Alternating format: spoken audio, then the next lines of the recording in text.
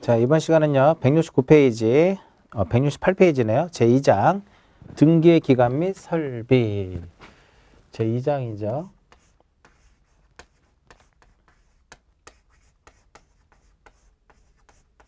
등기의 기간, 등기의 기간 및 설비, 이렇게 이제 표현하는데, 그럼 여기서, 등기의 기간이라고 하는 것은 뭐냐 이거죠. 여기서는 무엇을 의미하는 것이다?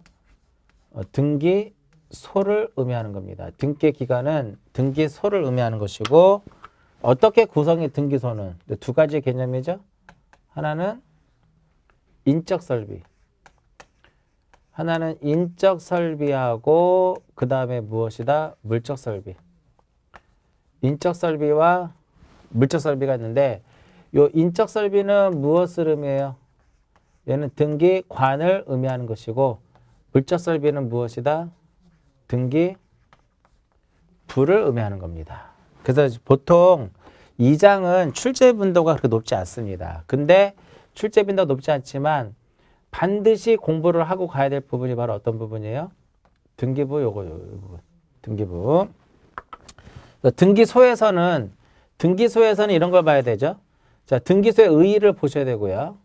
그 다음에 관할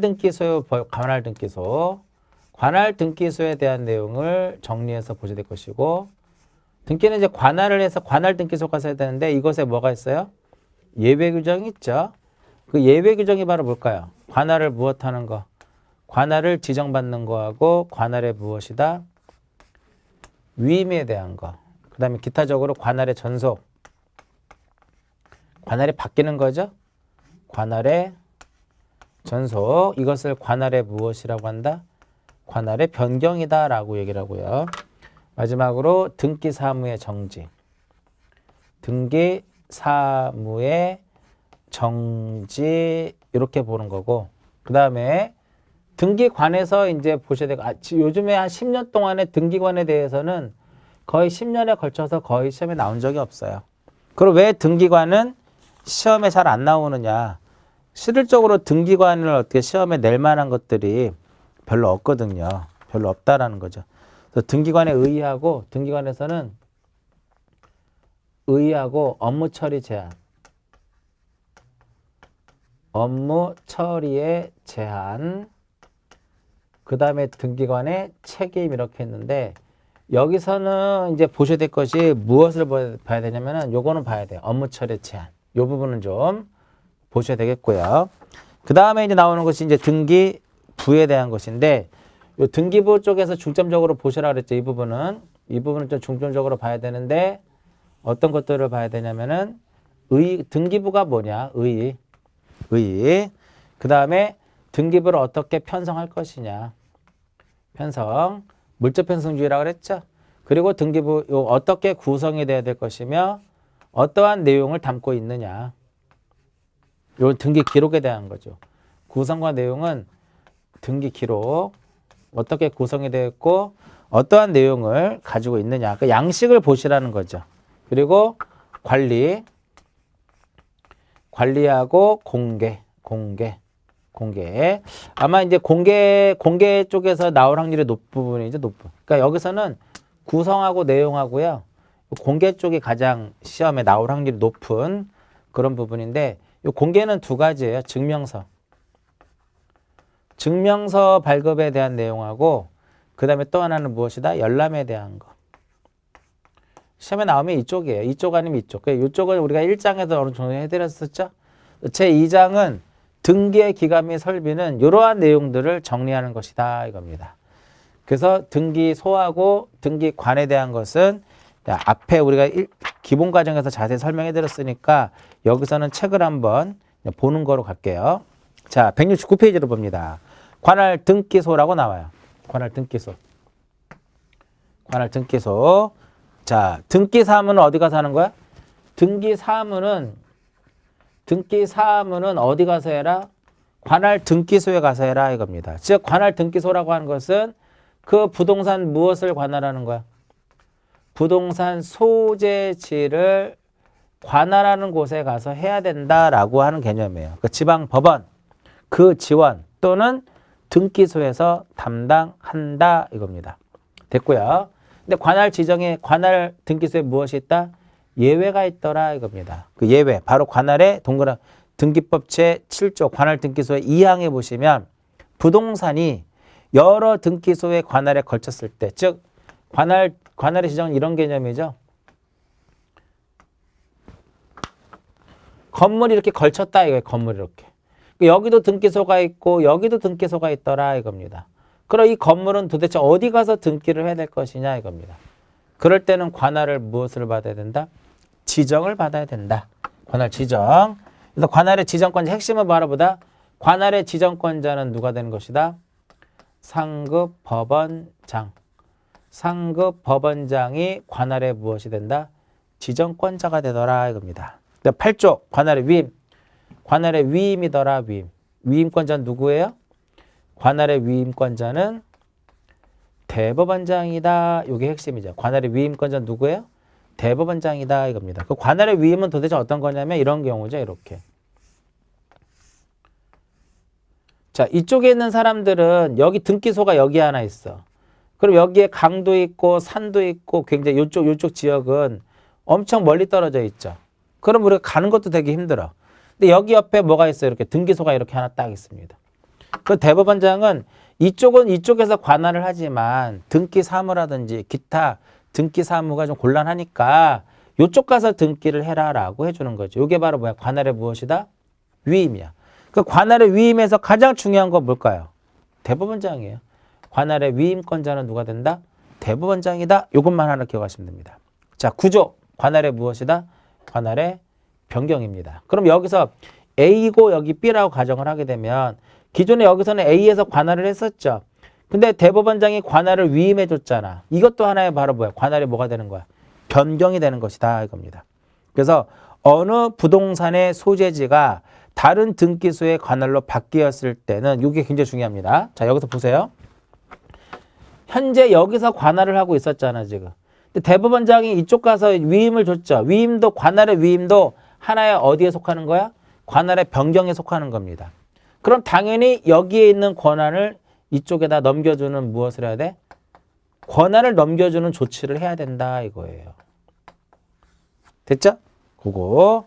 그래서 다시 보시면 어느 부동산의 소재지가 다른 등기소의 관할로 바뀌었을 때에는 종전의 관할 등기소는 전산정보 처리 조직을 이용하여 그 부동산에 관한 등기 기록의 처분 권한을 다른 등기소에 넘겨주는 조치를 해야 된다 이겁니다. 그 다음 부동산 등기 규칙으로 다시 이제 등기법의 큰 틀이고요.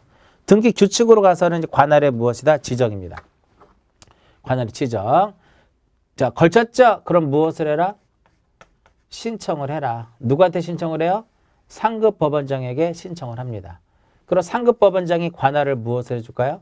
지정을 해줍니다. 관할을 지정을 해줘요. 그럼 만약에 이쪽 여기가 강서등기소고 여기가 양천등기소라고 하게 되면 강서등기소, 양천등기소라고 하면은 상급법원장이 강서등기소에 가서 하라고 관할을 무엇 해줘요? 지정을 해줘. 그러면 이 A 신청한 사람은 지정이 있었음을 증명하는 것을 가지고 어디 가서 해요? 강서등기소에 가서 등기를 하게 됩니다.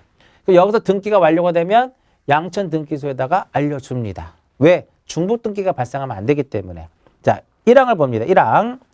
부동산이 여러 등기소의 관할구역에 걸쳐 있을 때 그 부동산의 최초의 등기를 신청하고자 하는 자, 요 A는 각 등기소를 관할하는 누구에게? 상급법원장에게 관할을 지정해달라고 못한다? 신청을 한다. 신청을 한다. 그럼 2번 보세요. 신청은 해당 부동산의 소재지를 관할하는 등기소 중 여기도 등기소가 있고 여기 등기소가 있죠. 어느 한 등기소에다가 신청해라. 3번 신청을 받은 등기소는 지체 없이 누구한테 송부한다? 상급법원장에게 송부해야 될 것이고 여기서 지정을 해줍니다. 지정을 해주더라. 사항은 요거 뭐야? 사항은 지정을 받았죠. 그 관할 등기소에 지정을 신청한 자가 관할 등기소에 지정이 있었음을 증명하는 정보를 첨부 정보를 제공해야 된다. 등기 신청할 때. 근데 5항은 뭐예요? 5항은 알려줘라. 5항은 알려줘라. 등기관이 사항에 따라 등기를 하였을 때에는 지체 없이 그 사실을 다른 등기소에도 통지를 해야 된다. 이유가 뭐예요? 여기서 또 해버리면 중복 등기가 발생해버리잖아. 그런 것을 막기 위함이다 이겁니다. 관할의 변경. 관할의 변경은 이쪽에서 했던 권한을 이쪽으로 넘겨주는 조치를 해야 된다 그랬죠. 그걸 다시 써놓은 겁니다. 1항에 보시면 부동산의 소재지가 다른 등기소의 관할로 바뀌었을 때에는 종전의 관할 등기소는 전산정보 처리 조직을 이용하여 등기 기록이라든지 신탁 원부라든지 공동담보목록, 도면, 매매 목록의 처리 권한을 다른 등기소에 넘겨줘야 된다. 그럼 여기서 이제 넘겨받은 등기소에서 해야 될 일은 뭐냐 이거죠. 2항에 써 있습니다. 처리 권한을 넘겨받은 등기소는 해당 등기 기록에 어디에다가 표제부에다가 해당 등기 기록 어디에? 표제부에다가 관할에 무엇이 있었음을 관할이 변경이 됐다라고 하는 뜻을 무엇한다? 기록을 해야 된다 이겁니다. 옛날에 이렇게 나와요. 관할이 바뀌면 여기 종전의 등기소에서 표제부에다가 관할의 변경을 기록하고 넘겨주는 조치를 한다 그러면 틀린 거죠. 넘겨주면 여기서 표제부에다 해주는 거죠. 다음 페이지. 그런 내용들을 쭉 보시면 되겠고요. 자, 171페이지에 보시면 등기관이 나옵니다. 자, 등기사무 정지 나오죠. 정지. 핵심은 누가 된다? 누구예요? 대법원장이더라. 등기사무 정지권자는 누구다? 대법원장이다. 그래서 만약에 어떤 전쟁이라든지 천재지변이 일어나가지고요. 등기를 할 수 없는 그런 상황이 발생하게 되면 대법원장은 일정한 기간을 정하여 등기 사무를 무엇할 수 있다? 정지할 수 있다. 정지할 수 있더라. 근데 만약에 이 기간에 정지를 딱 시켰는데 이 기간 내에 등기를 무엇하게 되면 신청을 하게 되면 등기관은 사건이 등기할 사항이 아닌 것에 해당이 돼서 몇 호에 의해서 2호에 의해서 이를 각하하도록 되어 있더라 이겁니다. 그 정도. 그 다음에 11조 봅니다. 등기사무 처리. 자, 등기관이라고 하는 사람이 바로 뭐야? 등기관이라고 하는 것은 등기사무를 처리하는 자를 의미하는 거죠. 등기사무는 등기소에 근무하는 4급, 5급, 6급, 7급 이렇게 이제 써놨는데 저는 이거 얘기를 하는데 자 1항 봅니다. 제11조 1항 등기사무는 등기소에 근무하는 법원서기관, 등기사무관, 등기주사, 등기주사보 중에 마지막 줄에 뭐라고 써 있어요? 지방법원장이 지정한 자. 이 중에 지방법원장이 무엇한 자? 지정한 자 무엇이 될 수 있다? 등기관이 될 수 있다. 이렇게 되는 겁니다. 됐죠? 이 지방부 지정한 자가 등기사무를 무엇해라? 처리해라 이겁니다. 3번 3항 봅니다. 2항 등기관은 등기사무를 전산정보 처리 조직을 이용하여 등기부에 등기사항을 기록하는 방식으로 처리해야 하고 접수 순서에 따라서 처리한다. 4번 사항 등기관이 등기사무를 처리할 때에는 등기사무를 처리한 등기관이 누구인지 알 수 있는 조치를 해야 한다. 됐죠? 기억나세요? 다음 페이지 볼게요. 172페이지로 보시면 등기 규칙의 제7조를 봅니다. 자, 좀 전에 뭐라고 했어요? 이 등기 사무를 어느 등기관이 처리한지를 알 수 있는 조치를 취하라고 했는데 그 알 수 있는 조치라 함은 미리 부여받은 식별부호를 붙인다는 거. 식별부호를 기록한다라는 것이다 이겁니다. 자, 우리 전 시간에 그거 기억나세요? 등기는 언제 효력이 발생할까요? 등기관이 등기를 마치면 접수할 때 효력이 발생한다라고 얘기를 했어요. 그럼 여기서 등기관이 등기를 마쳤다라고 하는 것은 뭐다? 이 등기 사무를 어느 등기관이 처리한지를 알 수 있는 조치를 해라 이거죠. 그럼 그 알 수 있는 조치가 바로 무엇이다? 식별부호를 붙여라 이겁니다. 됐죠? 기록해라 이거죠. 다시 앞 페이지 12조. 업무 처리의 제한입니다. 업무 처리의 제한을 두는 이유는 등기 사무에 무엇을 두기 위해서? 공정성을 두기 위해서 1항 등기관은 자기, 배우자, 사촌인의 친족이 등기를 무엇하면 신청을 하게 되면 등기소에서 소유권 등기를 한 성년자로서 등기관의 배우자 등이 아닌 2명 이상의 참여가 없으면 일을 할 수 없다. 배우자 등의 관계가 끝난 후에도 같다. 배우자이었던 사람도 마찬가지다 이거야. 그러니까 무슨 소리냐면요. 자기라든지 배우자라든지 사촌인의 친족이 등기를 신청을 하게 되면 등기관은 업무 처리를 하지 말아라 이거예요. 근데 할 수는 어떤 경우 있어요? 당의 등기소에서 소유권의 등기를 마친 성인 몇 명? 2명이 참여를 해가지고 조서를 작성하면 돼요. 참여 조서를 작성하면 된다 이겁니다. 참여 조서를 작성하면 할 수 있다 이겁니다. 물론 이 성인 2명에는 배우자라든지 배우자이었던 사람이 들어가면 안 되는 거죠. 자, 참여 조서에서 좀 조심할 거. 기명날인 또는 무엇을 한다? 서명입니다. 기명날인 또는 서명이에요. 및 그럼 틀린 거고요. 치사하게 이걸 밋이라고 나오는 경우도 있으니까 조심하실 필요는 있다 이거죠. 그 다음 재정보증.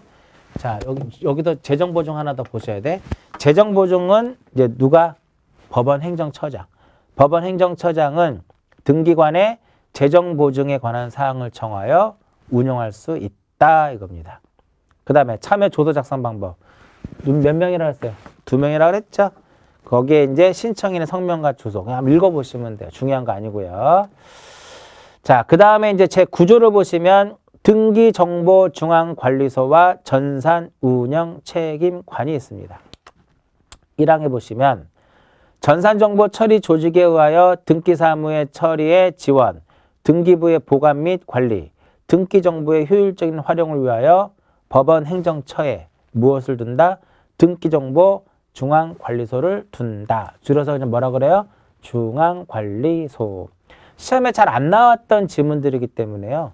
굉장히 이런 문제가 나오면 좀 익숙하지 않기 때문에 틀리는 경우가 많아요. 그 다음 2번. 법원 행정처장은 중앙관리소에 전산운영 책임관을 두어 전산정보 처리 조직을 종합적으로 관리, 운영해야 된다. 이겁니다. 나머지 3번 읽어보시고요. 나중에 뒤에 보시면 전산운영 책임관이 한 번 또 등장을 하거든요. 이 사람이 언제 한번 등장을 하냐면은 등기가 멸실되거나 훼손되면 무엇하면 돼요? 손상됐으면 복구해야 되겠죠. 복구는 누가 하는 것이다? 전산운영 책임관이 합니다. 무엇을 가지고 복구를 하냐면은 등기부 부본을 가지고. 등기부 부본을 가지고 복구하도록 되어 있어요. 그때 다시 한번 나옵니다. 지금 우리가 뭐를 했어요? 등기소에 대한 거하고 등기관에 대한 요 정도 범위 내에서 시험에 나오는 거예요. 등기관하고 등기소는 이쪽 범위 내에서만 나오니까 기억하시고요. 자, 그 다음에 책임까지 봐야 되겠죠. 책임. 이 책임은 등기관은 공무원이기 때문에요. 등기법에서는 이제 등기관의 책임에 대한 규정은 없어요. 다만 등기관은 국가 공무원이기 때문에 국가배상법을 따르도록 되어 있다 이겁니다. 다만 이제 여기서 2번에 뭐라고 쓰여 있어요? 재정보증에 관한 사항을 정하여 운영할 수 있다. 누가? 법원 행정처장. 그것만 딱 기억하시면 돼요. 여기까지 정리가 된 거고요. 오늘은 여기까지만 정리를 하고 이제 다음 시간에는 2장에서 가장 중요한 등기부에 대한 거 요거 정리를 해서 2장을 마무리 짓도록 하고요. 자, 이번 시간은 여기까지 하고 마치도록 하겠습니다.